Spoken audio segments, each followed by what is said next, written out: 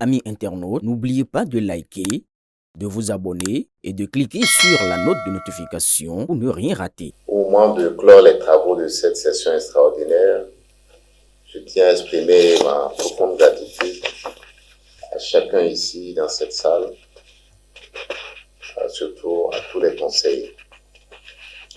L'assiduité, la pertinence des contributions et le sens républicain des interventions ont été, tout au long de ces 3 journées de travail, le moteur de notre réussite.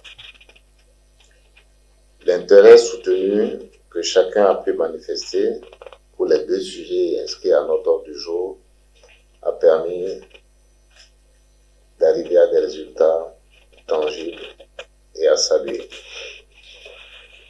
Ces résultats, bien sûr, j'espère, dans les mois qui viennent, seront à la hauteur des ambitions que nous portons pour notre institution.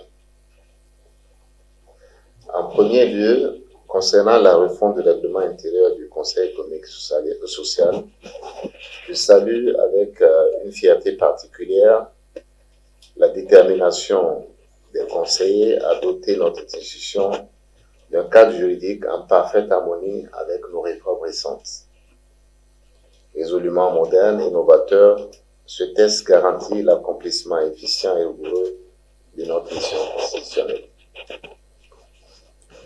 Ce document de haute facture, adopté à l'unanimité, est le fruit d'un travail remarquable, mené en commission comme en séance plénière. Je veux ici encore saluer le travail du comité technique conduit par le conseil et le président Ouda, par la commission spéciale présidée par le président d'État et la participation de tous les conseillers. Notre élan, toutefois, de modernisation ne va pas s'arrêter à ce texte qu'est le règlement intérieur.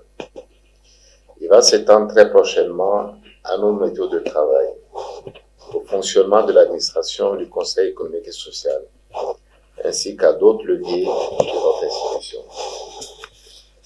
C'est dans cet esprit qu'en second lieu, nous avons conduit au Novotel ce matin les travaux d'élaboration d'un plan stratégique de développement institutionnel.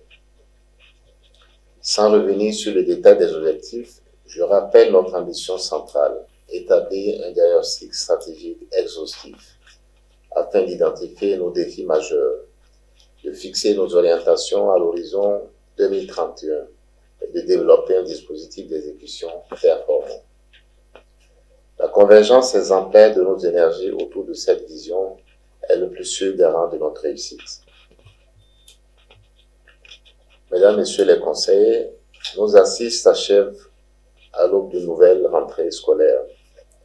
Je veux souhaiter à toute la communauté de l'éducation une reprise de l'année scolaire sous les meilleurs auspices.